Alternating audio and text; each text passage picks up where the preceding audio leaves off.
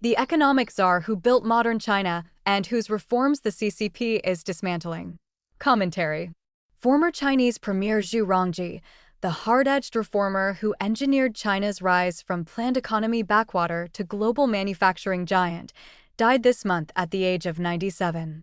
His legacy, tax centralization, mass layoffs, China's accession to the World Trade Organization, and a brief, forgotten moment of tolerance toward Falun Gong, now stands as both the foundation of modern China's wealth and a stark reminder of how easily that progress can be reversed. Zhu's legacy of economic reform. After the decade-long Cultural Revolution pushed the regime to the brink, then Chinese Communist Party leader Deng Xiaoping pivoted China toward market reforms. He relied on pragmatic trial and error rather than a rigid master plan, describing his step-by-step approach as crossing the river by feeling the stones. Zhu executed that vision. As vice premier and premier from 1991 to 2003, China's economic czar used iron-fisted reforms to engineer the country's rise, including restructuring fiscal policy, dismantling inefficient state-owned enterprises, and securing China's entry into the WTO. Zhu was officially credited with advancing China's landmark tax-sharing reform in the 1990s, which centralized much of the country's tax revenue in Beijing. That reform undeniably strengthened the central government. However, it stripped local governments of steady tax income, forcing them to rely on selling land to fund local budgets. Paired with state ownership of land, this shift created a land finance model that drove housing prices sky-high and triggered today's ongoing property crisis. It isn't the tax reform alone that is to blame. China's system of state and collective land ownership is what enabled large-scale land sales in the first place. The obituary also praises Zhu for safeguarding Hong Kong's status as a global financial center.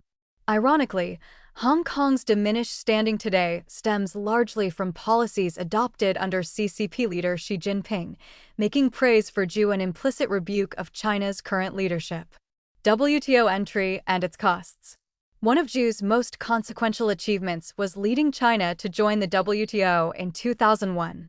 To prepare the country for global trade, Zhu aggressively restructured inefficient state-owned enterprises. While this boosted efficiency, it triggered mass layoffs, displacing tens of millions of workers. Unlike post-Cold War America, China's nascent private sector was too weak to absorb the surge of unemployed labor. The aggressive restructuring stripped millions of workers of their livelihoods, leaving them with virtually no safety net. While the reforms eventually sparked massive economic growth, the workers who bore the cost were largely left behind without fair compensation. The premier who called out shoddy construction. When the Yangtze River dikes failed during the 1998 summer floods, Zhu inspected the breach in Zhejiang, Jiangxi province, and discovered that the construction had cut corners and used shoddy materials. Furious, he publicly denounced the dam as a bastard project and dubbed it a tofu dregs project, comparing the crumbling concrete to the brittle, worthless pulp residue left over from making soy curd. As long as corruption remains a recurring public concern in China, the term tofu dreg project will likely remain part of the country's political vocabulary and a defining mark of Zhu's legacy. The premier who listened, meeting with Falun Gong. One episode stands apart from Zhu's economic legacy. In the late 1990s, Zhu and the entire Politburo Standing Committee opposed then CCP leader Jiang Zemin's decision to suppress Falun Gong, according to insider accounts. On April 25, 1999, roughly 10,000 Falun Gong practitioners gathered peacefully near Zongnanhai, the CCP's headquarters, in Beijing to petition the authorities for freedom of belief. Earlier in the month, dozens of practitioners in Tianjin had been detained by local police for their faith. In a bold move for an official, Zhu met directly with representatives, listened to their grievances, and ordered the release of the detained practitioners, along with an assurance that practitioners would have a lawful environment in which to pursue their practice. The spiritual discipline was introduced to the Chinese public in 1992 and gained widespread popularity, attracting at least 70 million practitioners by the late 1990s.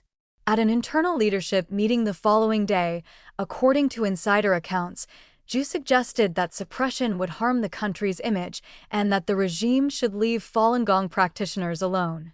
Jiang, afraid of the practice's growing popularity, responded that doing so would bring down the party.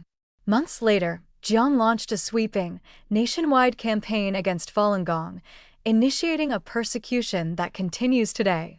Reform can be reversed overnight. Zhu's death cast an unexpected shadow over Xi's plans to commemorate Jiang with unusually high political honors, an effort intended to elevate Jiang alongside the CCP's founding generation. Instead of highlighting Jiang's legacy, Zhu's passing reminded the public that the reforms of China's most prosperous era owed far more to Zhu. It was Zhu who was behind Deng and the CCP in launching the Shanghai Stock Exchange in December 1990, now a global financial powerhouse that hosts major state-owned enterprise listings. Although Zhu was the official most responsible for driving China's reform era, Xi's policies have now largely dismantled that work. That contrast reveals the ultimate lesson of Zhu's legacy. Under totalitarian rule, no amount of reform is secure. It can all be undone overnight.